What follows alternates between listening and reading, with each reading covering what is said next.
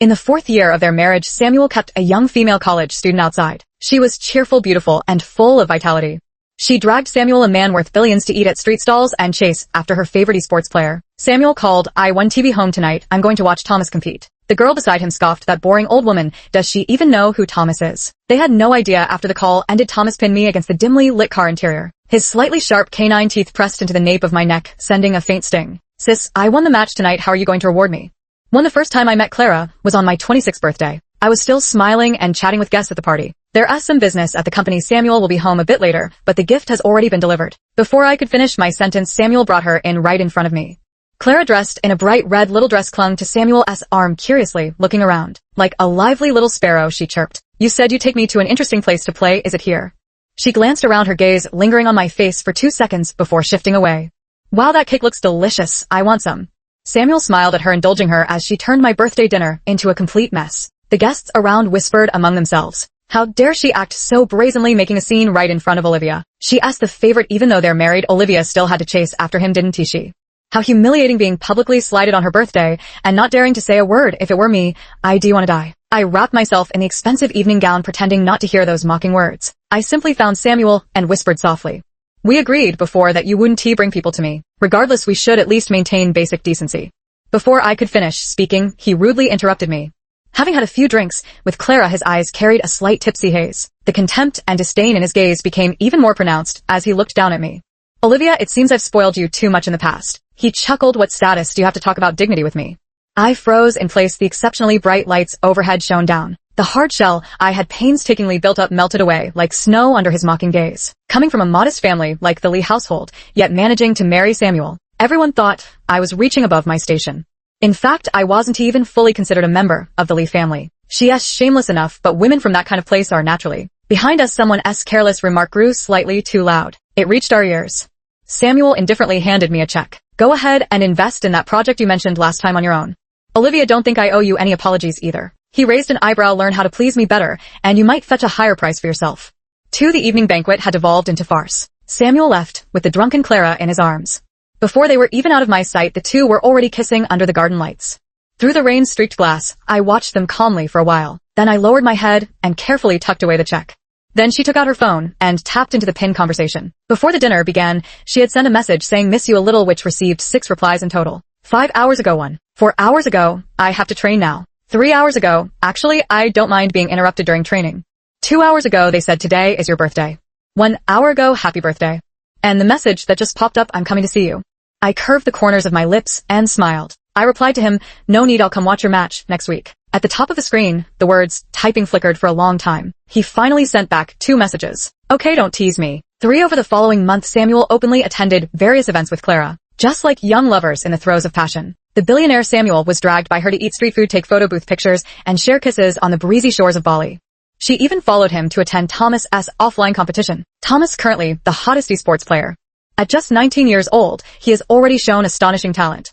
Last year, he led his team to win the World Championship. Clara wore his support headband, linking arms with Samuel as they enthusiastically took photos at the stadium entrance. Samuel wrapped an arm around her waist, a hint of jealousy in his voice. "That barely grown boy. Do you really like him that much?" "I just enjoy watching him compete, that's all." Clara planted a playful kiss on his cheek, smiling brightly. "Of course, I love you the most." My car was parked by the roadside, witnessing the scene in its entirety. Just as I suppressed the nausea rising in my chest, Samuel's call came through. "That project you mentioned yesterday, let us talk about it another time." His tone was cold and impatient. "I have things to do tonight. When be coming home?"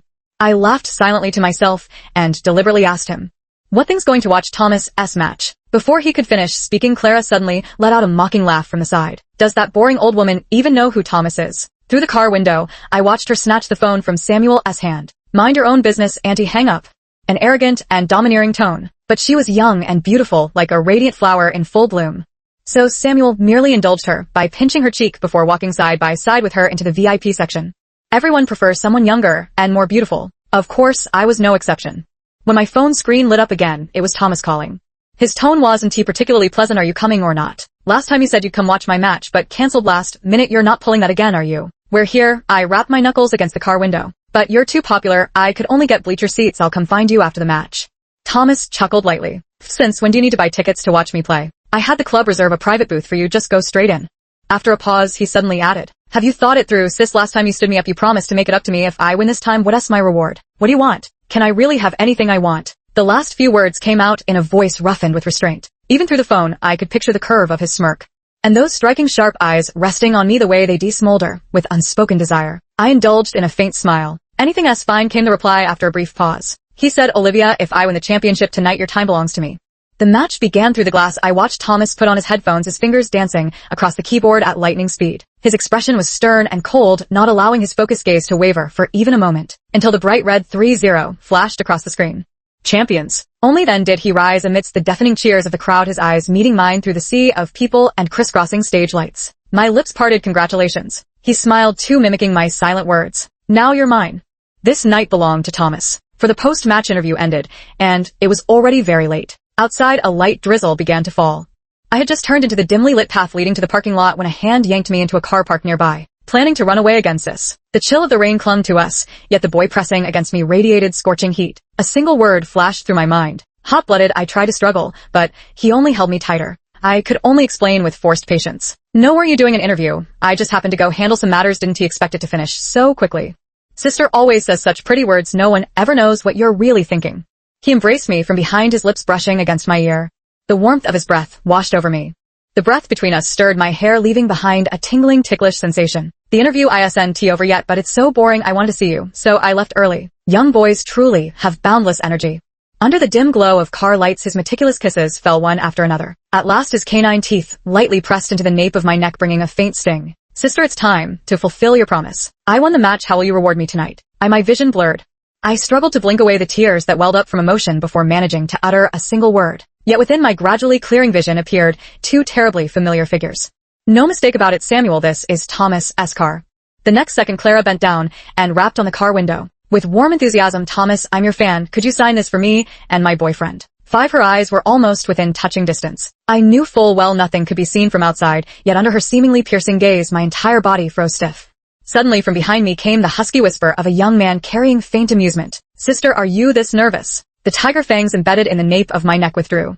The sharp pain had just become distinct when it was smothered by a warm, damp sensation. His slightly hurried breath brushed against the back of my neck. "Why were you so bold to approach me if you're this afraid of being found out? How about I just roll down the window and tell them to fuck off, alright?" This was the first time I faintly sensed that dormant madness lurking within him. After a long silence, without any response, Clara's expression froze slightly. Displeasure flickered briefly in her eyes. She tugged at Samuel behind her and he obediently stepped forward. "Mr. Chi, I'm Samuel from the Fu Corporation. My girlfriend needs your autograph." He said this with undisguised arrogance in his tone, as if certain that given his status Thomas wouldn't dare refuse. After 2 seconds of silence, Thomas suddenly let out a cold scoff. He grabbed a nearby coat and threw it over my head, covering my face completely. Before I could react, he pushed open the car door and stepped out in one long stride. Through the coat, everything before my eyes vanished from sight. The world was nothing but blurred light and shadow. And Thomas's voice icy with sarcasm. "TSK, don't know you." Samuel said sternly, "What did you say?" I said, "I don't know you." Thomas enunciated each word. "Clearly what you got a problem with your brain. Can't understand human speech." The pampered and universally adored Samuel had never been humiliated like this before. Even without seeing his face, I could imagine his dark and ugly expression at this moment. I couldn't help but curve my lips into a smile. That was... Clara suddenly let out a startled cry. Isn't that a woman's skirt in the car? Before she could finish, Thomas cut her off. "What is it to you? Get lost, will you?" 6. The car door slammed shut as Thomas climbed back in.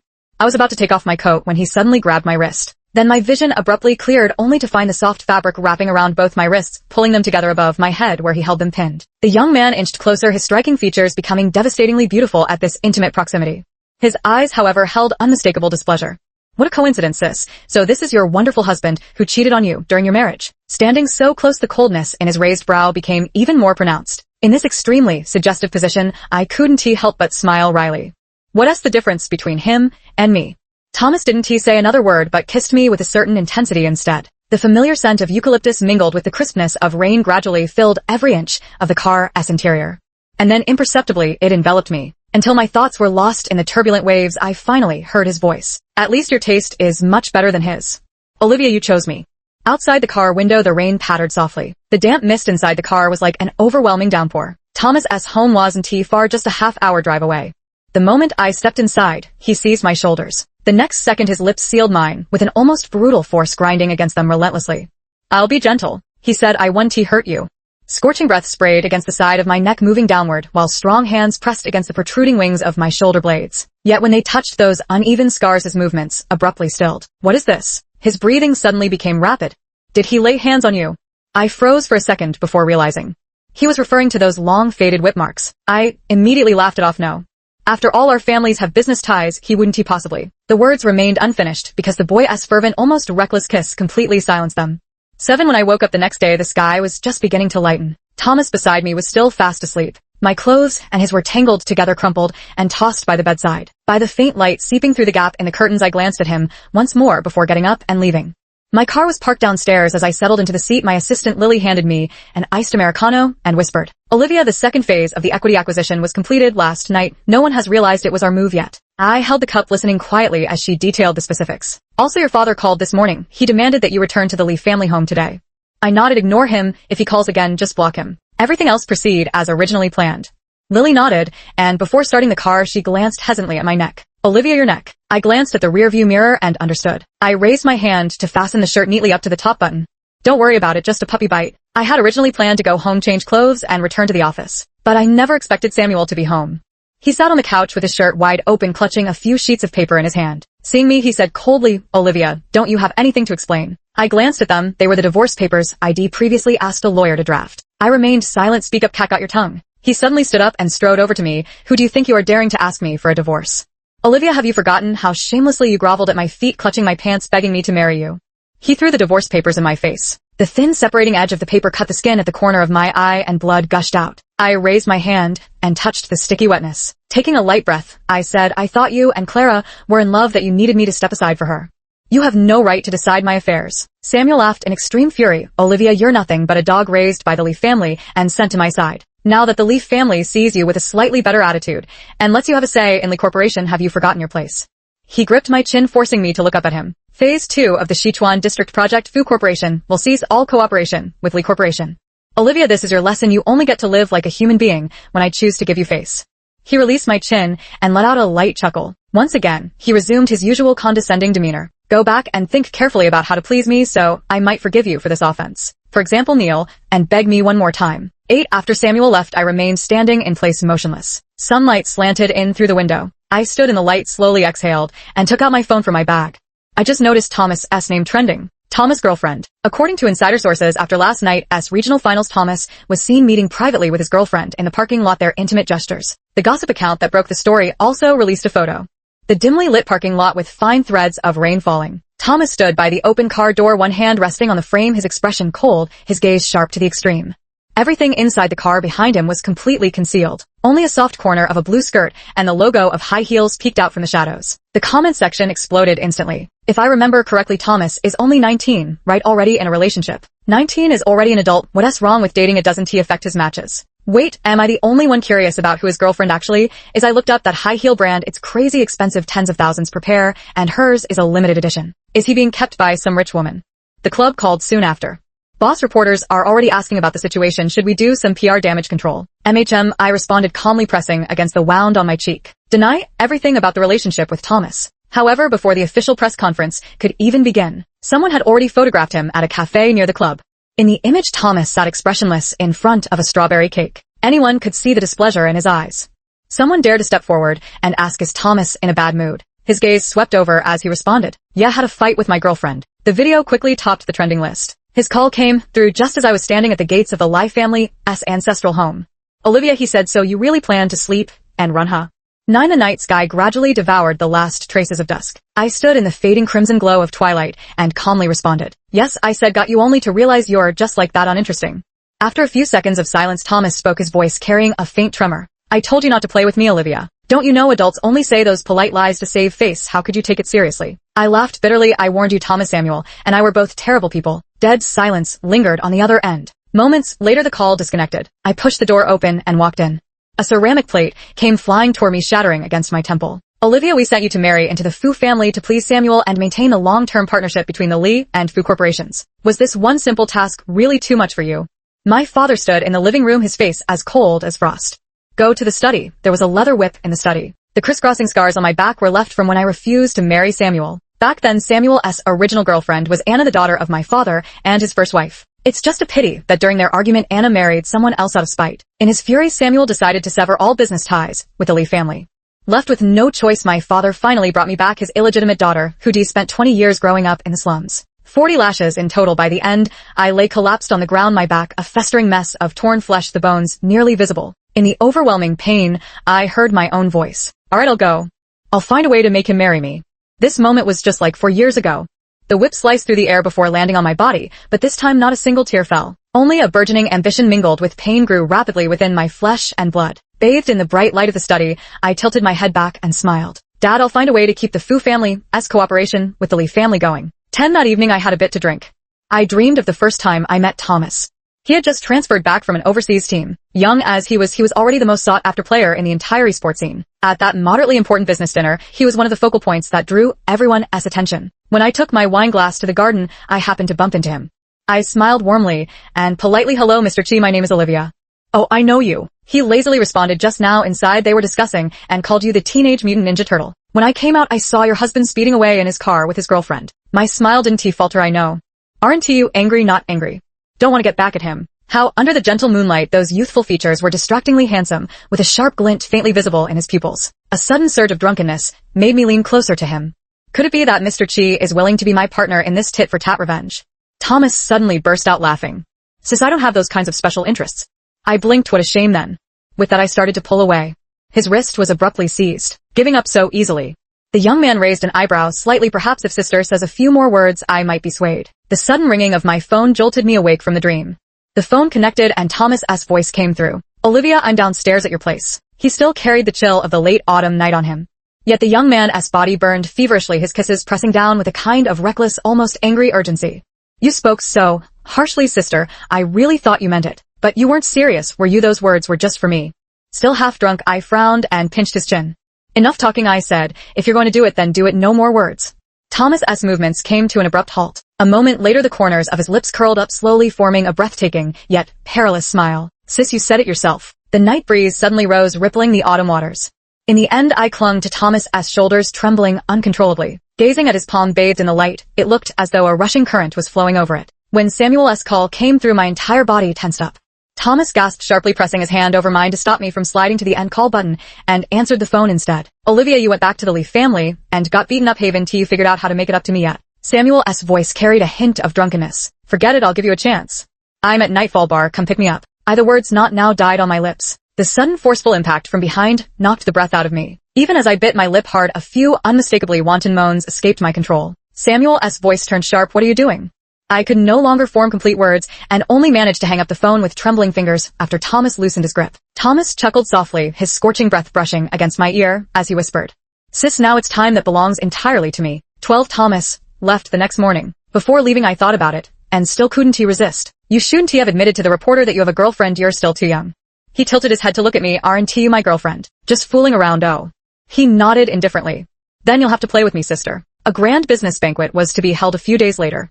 When I attended, I spotted Samuel at the center, at first glance surrounded by a crowd fawning over him like stars around the moon. With Clara affectionately clinging to his arm. Someone suddenly shouted, Olivia, S here. The lively atmosphere instantly turned icy. A sea of eyes fixed upon me in unison. A moment later, Samuel suddenly let out a cold laugh. Since that night's trick didn't work, you've chased me all the way here. Clara joined in with her own laughter. Sister, you're truly childish. If you want to make Samuel jealous, at least make it believable. Take a look in the mirror. Someone like you probably couldn't even get a man if you paid him, could you? It suddenly dawned on me. That night on the phone, Samuel did hear my voice. But he was so confident, thinking I was just playing games to make him jealous. Some busybody around him released the recording from 4 years ago, when I begged him to marry me. Samuel, I'm Olivia from the Lee family. It's fine if you don't know me now, but in the future, after we're married, I'll help you. That night, he had just stepped out of a private club with a few of his brothers. With a tipsy smirk, he looked me up and down mockingly. What could a bastard like you possibly help me with? Why don't you kneel down now, say some sweet words, and beg me properly? Maybe I'll actually agree. For example, say, you'll be my most loyal dog. After a few seconds of silence, the recording clearly captures the sound of my knees hitting the floor. As long as Samuel agrees to marry me, I'll become your most loyal dog.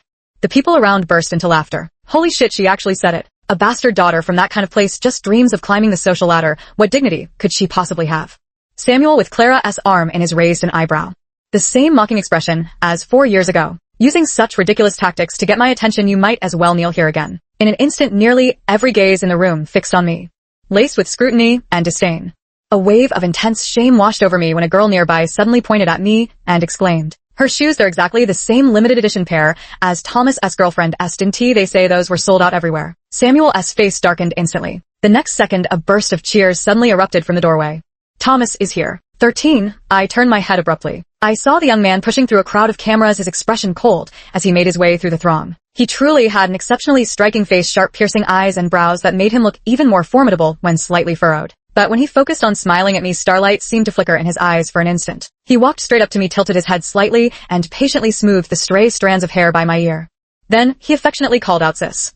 Samuel suddenly stood up, his eyes gradually filling with disbelief. He exclaimed in shock and anger, "So it was you in the car that night." Clara, who was nestled in the crook of his arm, seemed to recall something, her smile instantly turning strained. "She accused me, Olivia. How could you have an affair? While Mary, don't you think that's going too far?" Thomas stood shoulder to shoulder with me, raising his hand to rest on my shoulder, his body pressing almost entirely against mine. The phone vibrated faintly twice inside the handbag. I took it out and saw a message from Lily. "Olivia, everything went smoothly. The contract has just been signed." The lingering unease in my heart instantly settled, melting away as quietly as spring snow. I slowly exhaled and straightened up, looking at Clara before me. "You know what? You're the least qualified person to say such things." I curved my eyes into a smile, then shifted my gaze to Samuel beside her. "You like them young, beautiful, and obedient. So, do I? What is so strange about that?" Thomas's hand on my shoulder tightened slightly. Looking at Samuel, I let out a cold laugh. "If you were attractive enough to her, would I have been able to take advantage of the situation?" Samuel snapped coldly, "Olivia, all you do is yell and scream." Thomas was tall, standing a full half head taller than Samuel when upright. He looked down at Samuel with undisguised contempt in his eyes. "When something goes wrong, all you know is to interrogate, Olivia. Why don't you reflect on yourself? Look at those wrinkles on your face, your drooping eyes. You can't even speak like a decent human being, you old man. What exactly do you have to compete with me?" Publicly humiliated by a boy 10 years his junior, Samuel's face turned ashen with rage. A storm of emotions churned in his eyes before his gaze finally settled on me. He resorted to the same tired threat he'd used countless times before. "From now on, the Fu Corporation will cease all cooperation with the Lee family." "Who cares?" I abruptly cut him off, a mocking smile slowly spreading across my lips. "Instead of that, you'd better hurry and ask your people why this quarter-5 nation trade collaboration contract wasn't signed, but instead went to another company." 14. After saying this, I turned and walked away. Thomas followed closely behind me. I tilted my head slightly and asked him, "Shouldn't you be training? What brings you here?" "I received an invitation too." He lowered his gaze, slightly staring into my eyes. "And you haven't contacted me these past few days? I missed you, Olivia." "I've been truly busy these past few days." Busy snatching food from the tiger's mouth originally. "I came tonight just to confirm whether Samuel was really here, to prevent him from stirring up any new developments on the eve of the contract signing." Fortunately, I overestimated Samuel. He has always looked down on me. So during these years of marriage, I secretly started a company right under his nose, acquired an esports team, and then brought it back from the brink of death for him. Navigating between the Fu and Lee families, I used the intelligence I gathered to steadily grow the company, ultimately reaching this point. Before I knew it, we had already reached the door. I hadn't figured out how to respond to Thomas's blunt words when a group of reporters swarmed around us. "Ms. Lee, are you the other person in those car photos from the other day? Is your marriage with Samuel already over? Publicly cheating during your marriage, may we ask what Ms. Lee thinks about this, flaunting your affair partner at such an event? Do you feel no shame, but rather take pride in it?" The last journalist's question carried a blatant, undisguised malice. I stared into the male reporter's eyes, which concealed excitement and disdain, and suddenly laughed. "Shouldn't you be asking Samuel who is sitting inside that question?" From the second day after our marriage 4 years ago, he was photographed every 2 months on average, entering various venues with different new girlfriends. What did you all say back then? I tapped my chin with my fingertips, wearing an expression of sudden realization, as if I had just remembered something. "Oh, you're saying that in wealthy marriages it's all driven by interests, mutual benefit is normal, and keeping a young, agreeable companion by one's side is also normal." If I truly had an affair, it would only be because Samuel violated our marital contract first. He was the one at fault, and I was merely retaliating justly.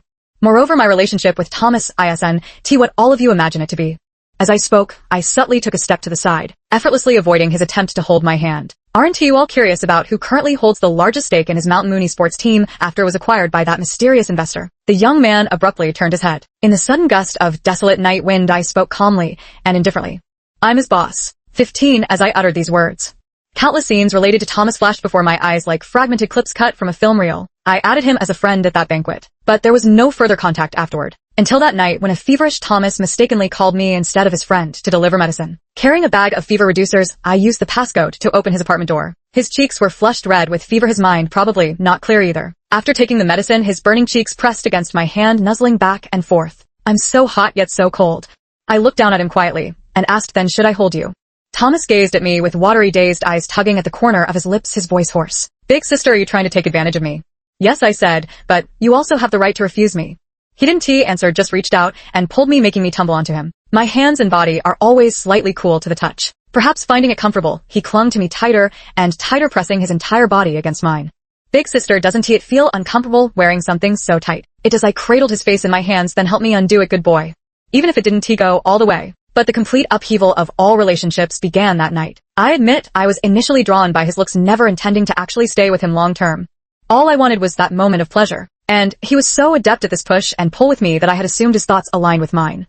The sudden grip on my wrist snapped me back to reality. Thomas' expression cold clamped down on my wrist and pulled me forward in long strides.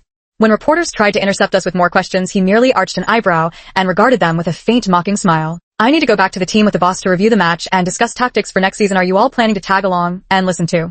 The chill and sharpness in his voice were nearly impossible to suppress, seeping through. The reporter still refused to give up, reaching out to block him. Then what about the girlfriend you mentioned before? Thomas lost his patience and uttered a single word, his face expressionless. Get out. The moonlight wove through the night like silk. Thomas and I sat in the car, the silence between us thick and unspoken. A few seconds later, he suddenly let out a soft chuckle. Aren't you going to say anything to me, sis? I sighed softly. It's my fault when you acted that way. At first, I thought it was an unspoken game between adults. But I also told you we were just having fun. That's not what I meant. He abruptly cut me off. Why didn't you ever tell me you're the team owner? I looked at him calmly.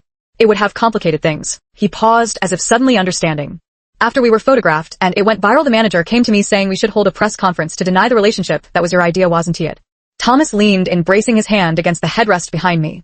Olivia, am I really that much of an embarrassment in your eyes? The distance between us closed inch by inch, our breaths mingling as the atmosphere grew unbearably intimate. In the reflection of his eyes, all I saw was my own gaze, calm to the point of indifference. Because we're not in a relationship. How I live my life and the path I take were decided 4 years ago. I won't disrupt my rhythm for you. As for why I didn't tell you I own the club, it's because this thing between us. I paused, choosing a less cutting word. A fleeting affair. After it's over, I hope it won't affect your future work with the team. Because ensuring I can achieve good results for the team and increase its commercial value is also part of your career. His nose almost brushed against mine, and in the mingled breaths between us, I caught the crisp scent of blue eucalyptus on him once again. Since you've thought everything through so thoroughly, aren't you worried that by announcing it suddenly today, I might take advantage of this break between matches to transfer teams right away? I remained silent for a few seconds. That's your choice too. He scoffed and got off me, pushed the car door open, and left without looking back. 17 there's another reason. Thomas was only 19 at the peak of his career. Yet my marriage with Samuel hadn't ended. If our illicit affair were truly exposed, it would only become a stain on his life. But this was such a trivial reason, hardly worth mentioning. So I said nothing, just sat in the car watching his figure vanish completely from my sight. Then I fished out a cigarette case from my pocket and lit one. I didn't smoke it, just watched it burn quietly between my fingers. The curling white smoke blurred my vision. The choking stench of cheap tobacco seemed to yank me back many years in an instant. My father was a despicable man to the core. He married into the wealthy Lee family by virtue of his decent looks, yet couldn't he resist straying like a dog in heat. Afraid of being caught, he settled for my mother, a mere massage parlor worker. I was discovered by the young lady of the Lee family the moment I was born. My father knelt on the ground weeping and begging for her forgiveness, barely managing to return to the family. So I grew up with my mother in that tiny massage parlor tucked away in a rundown apartment building. While doing homework at the old desk, only a thin curtain separated me from my mother and her clients going about their business. Sometimes she'd call me in to pour her a glass of water to soothe her hoarse throat from screaming. She hardly paid me any attention aside from entertaining clients. She spent all her time at the mahjong table. No one at school liked me. They'd deliberately whisper behind my back, saying I was just like my mother, catching filthy diseases at such a young age. I struggled to find a precise word to describe those days. Yet the moment I think of the word past, the first image that flashes through my mind is that window glowing with cheap pink light and the shadowy, lecherous gazes of the customers passing by, all fixed upon me. My desires and ambitions were greater than anyone else. I was desperate to climb higher, higher still. Any price would be worth paying. A cigarette burned to its end between my fingers, and I snapped back to reality as the falling ash scalded my skin. I dialed Lily's number. The final phase of the equity acquisition plan begins tonight. 18 for an entire week, I practically lived at the company. During this time, Samuel called me repeatedly, but I hung up on him every time. He then sent messages which I didn't even bother reading, only replying with a single polite line. You've already seen the divorce agreement beforehand. I've had the lawyer send you the final version. Just sign it if there are no issues. The 5-nation trade cooperation agreement that was negotiated had originally been one of the Fu Corporation's pillar projects.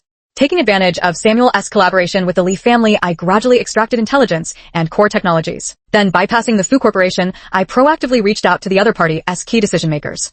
While I was still busy in the office, Lily suddenly, hurriedly knocked on the door. "Olivia, your father and Samuel from the Fu Corporation have come to the company and are insisting on seeing you." I paused in my movements and looked up. "Take them to the conference room." As I spoke, I stood up and walked toward the door. Before opening the door, I turned back to give one last instruction. "And call the police, tell them someone is causing trouble at the company." As I stepped into the meeting room, I was met with a full force slap from my father. The blow snapped my head to the side, left my ears ringing, and filled my mouth with a metallic tang of blood. "Absurd," he pointed at my nose and shouted angrily. "Have you forgotten what your status is? Who gave you the audacity to acquire Lee Group S shares and embezzle funds?" "Dad, it seems you've misunderstood something." I interrupted him, raising my eyebrows slightly at him. 3 rounds of equity transfers, and now the Lee Family S Company is no more. If I wanted to, I could change its name anytime, or even merge it directly into my own company. The Lee Family S Company failed in its transformation, its market value kept shrinking, and clients continued to leave. After my father's first wife passed away from illness, he took over the company. But he has grown accustomed to living off others and can't manage on his own. After marrying Samuel for the sake of convenience in our collaboration, my father arranged for me to join the Lee Corporation. It was a very minor position with a heavy workload, yet it held no real authority, but that didn't matter. What I wanted was never just the Lee Corporation, a company already in its twilight years. "Olivia," Samuel asked me in a low voice beside me. "When did you start planning all this?" I pretended to think seriously for a moment, "Probably from the night I came to see you 4 years ago. You snatched the Lee Family S shares, intercepted projects from me, and made other investments. Where on earth did you get so much capital? You studied finance, don't you know what leverage trading is?" He suddenly stood up, glaring at me with a grim expression. "You dare take such a high-risk gamble?" "Why wouldn't he? My life has always been one big gamble." I slowly curled my lips into a smile. "Besides, the fact that you're standing here now proves my gamble paid off." 19. My father tried to lunge at me again, but the arriving police officers intercepted him. With his arms pinned behind his back, he hurled curses at me. "You ungrateful daughter, you whore." I turned a deaf ear, simply looking at the police officer. Tilting my head, I displayed my swollen cheek and the dried blood at the corner of my lips. He barged into my company and assaulted me without warning. The entire incident was captured on surveillance. I'm still feeling dizzy and nauseous. I suspect a concussion and require immediate medical examination. The police took my father away. Throughout the whole process, Samuel stood beside me, watching, his eyes gleaming with an unusual intensity. "Olivia, have you ever thought?" He suddenly spoke up. "We actually don't have to get divorced." I stared at him expressionlessly. I truly regret it now. Now that the Lee Corporation is already in your grasp, we can absolutely discuss an equal partnership. We've been married for 4 years. You were always so good to me before. Couldn't it be that you also had some feelings for me? I looked down on you before because the rumors about you were all pretty harsh. Plus, when you first came to me, you acted so submissive. I didn't know. His gaze at me seemed almost tender. "Didn't he know what?" I abruptly cut him off. "Didn't he know you're actually just pathetic? A few days ago you were parading your affair in front of me, and now that you realize I'm not as helpless and defenseless as you imagined, you suddenly find me interesting again. Or did you lose that trade contract? The Fu Corporation took a major hit, forcing Samuel to swallow his pride and come put on an act with me, hoping to get a slice of the pie." Samuel's expression instantly turned icy. I twirled the pen in my hand, watching him with amusement. "The contract is in my hands now. What makes you think you're in any position to negotiate an equal partnership with me? Why don't you kneel down now, say some sweet words, and beg me properly? Maybe I'll actually agree." Samuel wore an expression of utter humiliation. "If there's nothing else, Samuel, kindly fuck off." I nodded at him politely. "Sign the divorce papers and mail them to me." Samuel, shouldn't he think about playing any tricks either? I spent 4 years in the Fu family, and I'm not without evidence. It'd be better to maintain some dignity. 20 after Samuel left, I got up and went out. Lily stood by the door holding her phone, staring at me with eager eyes. "What's wrong, boss? You're so handsome." She handed me an ice pack, looking at me with admiration. "Back when you chose me and said you'd take me down to overthrow the Lee family and build a new empire, I thought you were joking. And that please get lost just now. I totally saw Thomas in you. Boss, even though you told the reporters you're just his employer, the way he looks at you is far from innocent." As she spoke, she unlocked her phone and showed me. Only then did I realize Thomas's name was trending again, except this time it was alongside mine. Thomas, Olivia Shanue, mysterious boss. Thomas becomes the other man for love. The way he looked at her was anything but innocent. For trending topics, why didn't he, the team's operations manager, inform me? I skimmed through them, pressing the ice pack against my swollen cheek as I turned to look at Lily. "Has the public sentiment been managed?" She scratched her head. "Well, it doesn't seem necessary because the feedback is actually quite positive." I clicked into the comment section and realized she was telling the truth. "Lee Haume is so amazing. Having a boss like her is my brother's good fortune. Don't even mention that their relationship hasn't been confirmed, yet even if it were true, in wealthy marriages it's common for each to have their own fun. What's so strange about that? Are you journalists blind? Why isn't anyone interviewing Samuel, that rotten playboy who cheated dozens of times in 4 years? Why keep targeting my brother and his sugar mommy? I believe Olivia, but I don't trust my brother. The way he looks at her is practically dripping with desire." The accompanying image below shows the entrance of that night's banquet. The grand hall behind us was ablaze with lights as Thomas and I stood shoulder to shoulder at the entrance. I gazed calmly at the camera while he tilted his head slightly, his eyes fixed on me. Whether it was the artificial glow or moonlight reflected in his pupils, his gaze burned unusually bright, laced with threads of unspoken tenderness. So this is how it looks from an outsider's perspective. I stared at the photo for a while, deliberately ignoring the faint ripples in my heart, then handed the phone back to Lily. She looked at me with eager eyes. I smiled. Notify, everyone will have a meeting in 40 minutes. Originally, such topics wouldn't be discussed for too long. But I never expected that discussions about Thomas and me would only intensify in the following period, especially after news of my divorce from Samuel broke. The sugar mommy is divorced, bro, go for it now. Your Majesty hereby approves the ship. Am I spoiling them too much? How about this, Thomas? Win the national championship and we'll all help you and your wife back. This comment received nearly 100,000 likes, floating at the top of the trending list. I asked Lily what exactly is going on. Normally this kind of hot search would die down quickly, but a few days ago someone leaked the recording of you begging Samuel, boss. Originally many people in the comments were criticizing you, but that night a writer posted a fanfiction about you and Thomas. Lily glanced at me somewhat cautiously, saying you two are like a pair of crazy clingy puppies and a ruthless ambitious career woman who stop at nothing to succeed. That kind of dynamic is really popular. Now the writing was especially evocative with some very atmospheric intimate scenes. Everyone suddenly went crazy shipping you two, and then more and more people started creating fan content. Due to the popularity of the CP, our Shanyue has received several more sponsorship inquiries. She opened her phone's photo album to show me. I silently scrolled through the images she had saved, pausing briefly on one particular photo. Put your phone away. I said, have the sports team operations, keep an eye on it. As long as public sentiment remains positive, it's fine. But if any negative public opinion arises, suppress the popularity immediately. She nodded repeatedly. As she was leaving, I heard her mutter, the boss really has a heart of stone, still assigning work in this situation. Though it's even more deliciously intriguing now, hee. 21. Perhaps it was after seeing Lily's post. That night, I unexpectedly dreamed of Thomas for the first time in ages. I dreamed of the night he won the championship. After Samuel and Clara left, Thomas pinned me against the back seat of the car. His jacket bound my wrists, leaving my clothes half draped over my arms. I gasped breathlessly, let us wait until we get home, we'll be discovered here. Shoo, he pressed a slender index finger against my lips. If you're afraid of being caught, sister, then be careful not to make a sound. Tonight you're my prize. The originally spacious room began to feel cramped as the air grew warmer between us. In the end, as if guided by his elegant fingers, I was carried to a mist-wrapped peak of pleasure. I saw Thomas again days later at the team meeting. When I entered, all the team members stood to greet me, only he remained seated, his gaze indifferent. His support teammate Adam tugged at his sleeve. Xiao-Chi, the boss is here. Only then did his gaze drift toward me. Hello, boss. Throughout the entire meeting, Thomas and I barely exchanged any words. Young people are naturally fickle-minded, and I suppose he has probably already moved on from that brief fling we had. That is just as well. After the meeting, I lingered behind to tidy up some things, and only when I stepped outside did I notice Thomas leaning against the corridor wall, engrossed in his Nintendo Switch. After a moment, thought, I spoke in a gentle tone. I've seen those trending topics too, just kids fooling around, don't take it too seriously. The spring tournament starts in 3 days. I'll have the PR team coordinate with the media to gradually shift public focus back to the competition. He paused his game, stopped playing, and looked up at me. Did you watch it? I did.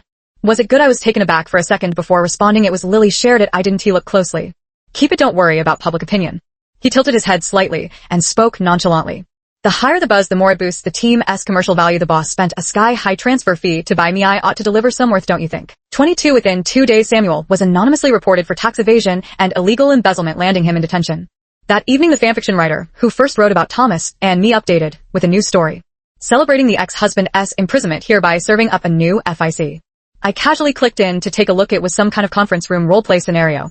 After that, within 2 days of every match ending, she would update with another masterpiece. In just a few short months, she had amassed hundreds of thousands of fans. The final match of the spring season, Thomas and his teammates secured a decisive victory with a 3-1 score.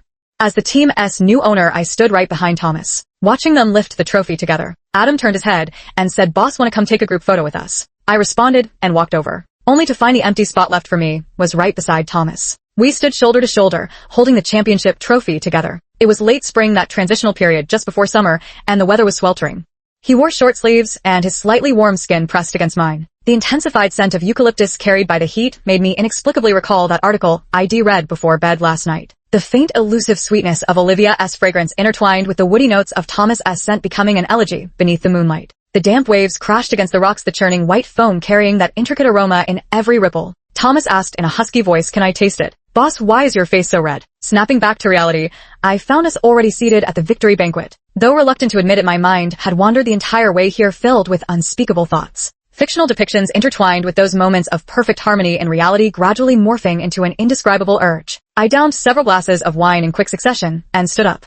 The alcohol was getting to me. I steadied myself, bracing against the table. As I said, you all celebrate, I'm heading home first. The boss is drunk, Xiao-Chi, go see her off.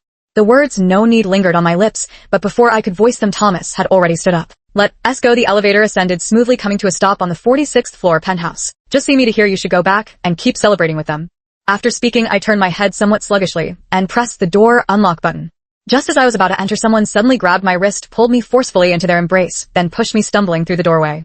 With unsteady steps, Thomas and I collapsed together onto the sofa. The room was unlit, plunged in complete darkness. Yet the myriad lights from the cityscape outside the floor-to-ceiling windows faintly outlined his facial features in the dark. "Sister, why aren't you speaking?" Thomas murmured against my lips. "You're so smart. Didn't you figure it out long ago?" "Figure out what?" "Figured out that after your divorce from that Fu guy was exposed by those people, all the online speculation and discussion about our relationship was orchestrated by me." He leaned in closer, his lips nearly touching mine. I remained silent for a moment as my rationality gradually emerged from the haze of intoxication. "I had a hunch, but I don't understand. What is your purpose in doing all this?" He suddenly flipped over, his long legs straddling me as he sat astride my waist. "From the very beginning, I've only had one goal: to be with you, but you've clearly been avoiding me. That night you said we were just a fleeting affair, not in a real relationship. Then I'll make you see that the whole world supports our love." As he spoke, he leaned down. The distance closed inch by inch as he nuzzled against my cheek. "Whether it's making the best of a mistake or turning pretense into reality, I'm determined to love you. The more I like you, the more I despise Samuel. Even if it's just in name, how could he possess you for 4 years? So I found a way to put him away." My fingers ran through his soft hair, tugging slightly tighter. The young man lifted his head, his taut neckline and prominent Adam's apple both beautiful and fragile. I whispered, "I thought you'd hate me." "What does it matter if I've hated you? The first thought upon waking is still wanting to be with you." I looked into your past and learned that just having you stand before me now was against all odds. Regardless, we should at least maintain basic decency. Olivia, there are few in this world as strong and resolute as you.